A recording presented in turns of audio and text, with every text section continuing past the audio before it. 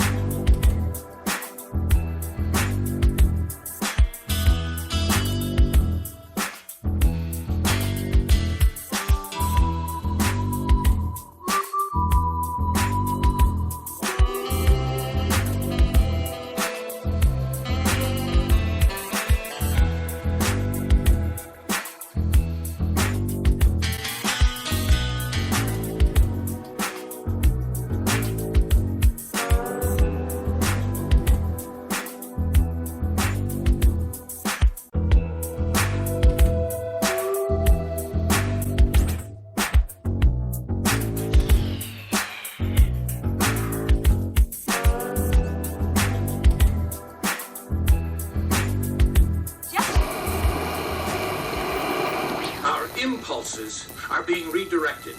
We are living in an artificially induced state of consciousness that resembles sleep.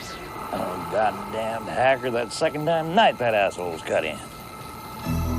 The movement was begun 8 months ago by a small group of scientists who discovered, quite by accident, these signals being sent through... It's giving me a headache. Yeah, tell me about it. Us took the hackers months to figure out how to do this. The poor and the underclass are growing. Racial justice and human rights are non-existent. They have created a repressive society, and we are their unwitting accomplices. Their intention to rule rests with the annihilation of consciousness. We have been lulled into a trance. They have made us indifferent to ourselves, to others. We are focused only on our own gain.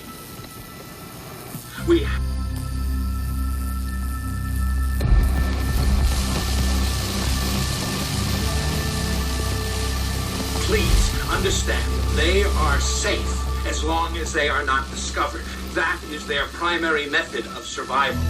Keep us asleep, keep us selfish, keep us sedated. They're pulling the water out of the sand. It's also interesting that television is one of the easiest ways to indoctrinate and pass on subliminal messages, and a large number of things that are in television programs, the news, anything else that goes on TV is designed to hit the subconscious of the person. So your conscious mind is missing it, your subconscious is picking it up.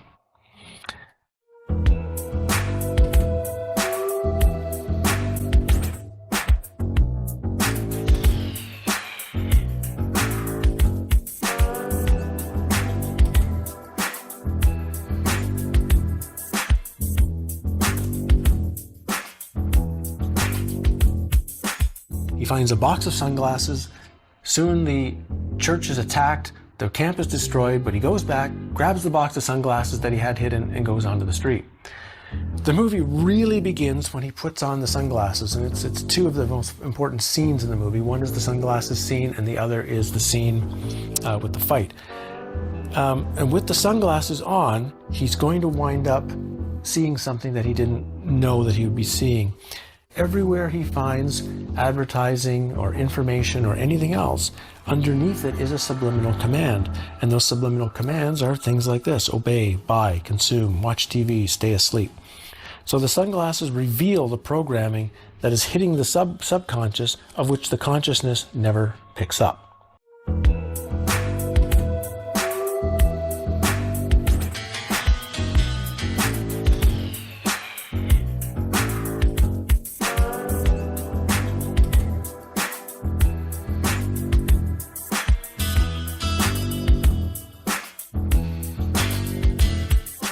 Well, he's also wearing the sunglasses. He also winds up seeing this first person that's not a person.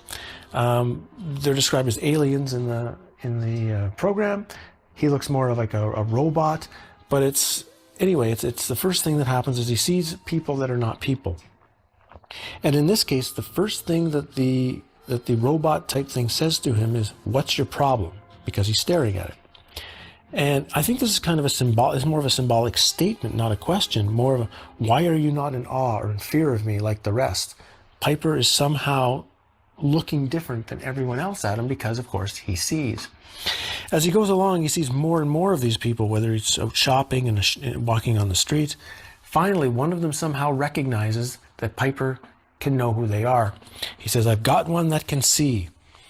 And that's a very important statement again, because in Carlos Castaneda's teachings, for example, one of the most important steps of your knowing is the process called seeing, being able to see something at a deeper level of reality.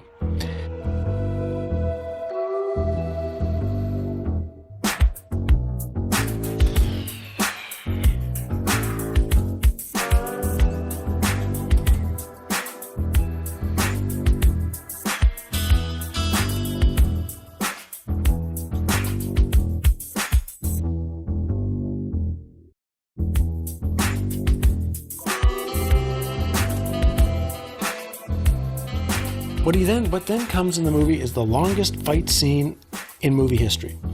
And when I first watched the movie, I thought the fight scene was incredibly stupid because it takes like 10 minutes. It's also hard to understand because he's not fighting the enemy. He's not fighting some alien. He's not fighting someone who's controlling him. He's fighting his best and, in fact, his only friend. He and his friend are beating themselves to a pulp because Piper wants him to wear the sunglasses and Frank won't wear them. Try these on.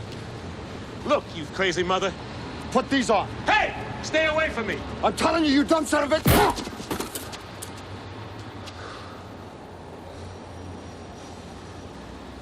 I'm trying to save you and your family's life. You couldn't even save your own! I'm giving you a choice. Either put on these glasses or start eating that trash can. Not this year. Okay. All right. Okay. Come on. Come on!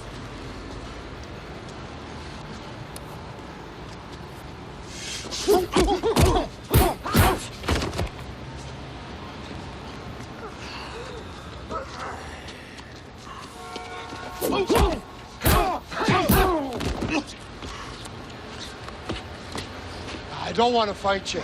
Come on! I don't want to fight you. Come on! Stop it. No!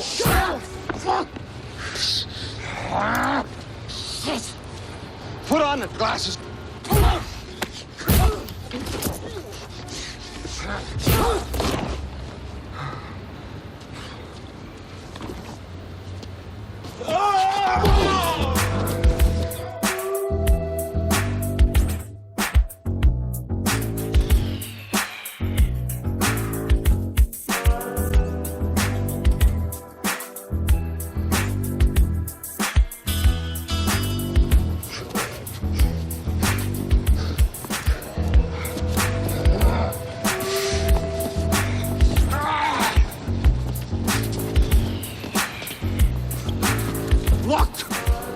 Look at them, they're everywhere! I don't know. Maybe they can see Valley 5th and Spring.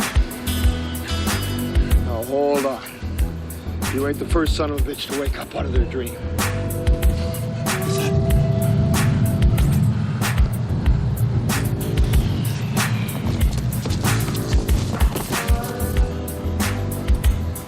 Brother, life's a bitch.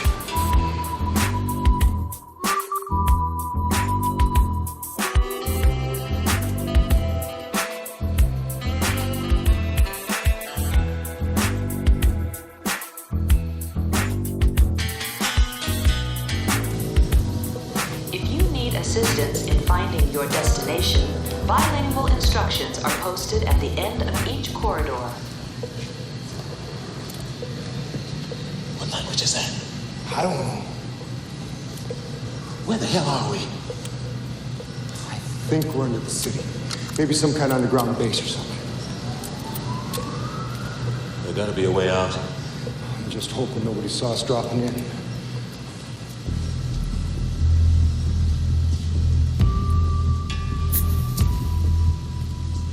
Operation Steel Fist has been a complete success. All security stations stand down to operational function. We have eliminated the terrorists. Okay. We got them! We wiped them out! All right! It's a win, man! They got to meet the A-Team!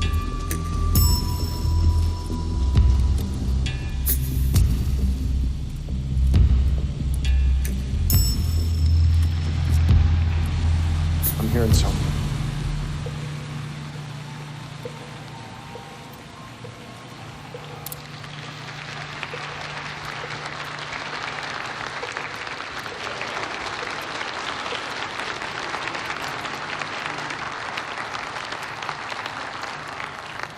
Our projections show that by the year 2025, not only America, but the entire planet will be under the protection and the dominion of this power alliance.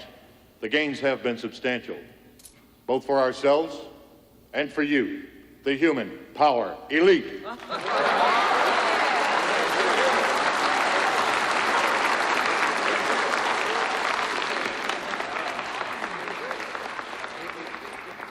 You have given us entree to the resources we need in our ongoing quest for multidimensional expansion.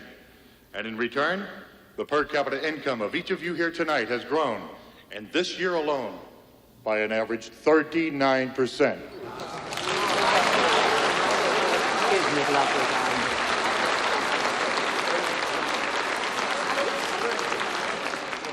And I've just received word that our forces have won a major victory. The underground terrorist network has been destroyed here on the West Coast. We are off crisis alert. The situation is normal again. How you doing, boys? I didn't know you'd been recruited. Welcome aboard. Earth is our stepping stone for a You know you boys really should have dressed for the party now you can afford it. I gotta tell you, I sure am proud to be here. You seen the whole place? I haven't had a chance to yet. Come on, I'll show you around. While they're at this party, one of the elitists in a tuxedo comes over to greet them and says, "Oh, you boys are with us now?" Now, I never thought about this, again, closely the first couple of times I saw the movie, but why would an elitist in a tux come and greet these obvious scruffy nobodies who are not wearing fancy clothes and, in a sense, look like they don't really belong there? He must know them, and I realized he does know them. The man in the tux was seen earlier in the movie as one of the men sitting on the couch watching the television when the TV got hacked. And he was discussing how the hacker was crazy. The hacker was saying something wrong. So here we have this member of the elite moving within and living as a disinformation agent within the normal population. So it's also a very interesting metaphor, very rarely picked up. Most people don't notice it. They did give him a very unique, strange, sort of scraggly voice. And it's through the voice that you can tell, and I think they chose an actor with a voice like that as a way of hopefully the audience making the connection that the character we see twice in the movie is the same person.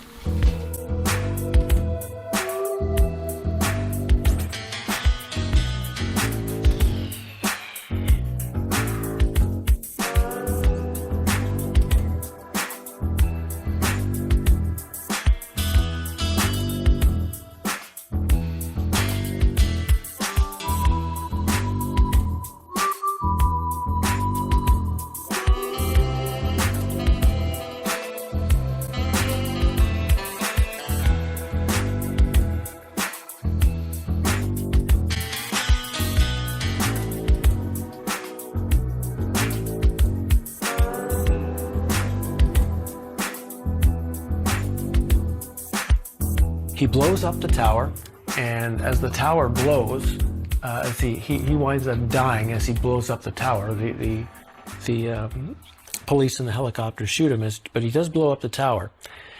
And just as this happens, all of a sudden, the spell is broken by the regular population, and now certain people of the population can be seen as aliens by everybody. And what's interesting is one of the first things that's clicked on is a television, on the television is a reporter saying not to listen to John Carpenter, who is the writer-director of this movie. So very standard to tell you that the system is telling you not to listen to anything that might reveal the system. What's also interesting is at the end of the movie, Piper has shot the transmitter and the signal that is sent out. And if you notice, again, all through the movie, we see these beaming, these signals. And again, that's very unique for today. How many towers do we see in every single place on the earth? What exactly are they broadcasting? What exactly is going out? In this case, in the movie, what they are broadcasting is a very specific covering, a very specific hypnotic signal that allows humans to not be able to see the truth of the controllers. The sunglasses and somehow were blocking out these signals, but this is exactly where they were coming from.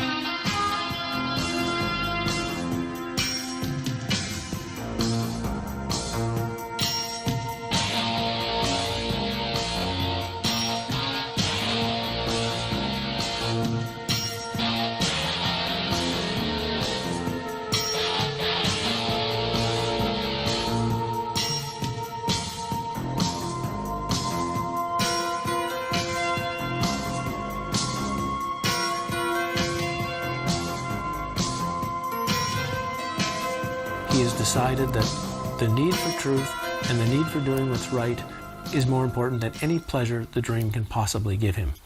Truth is his walking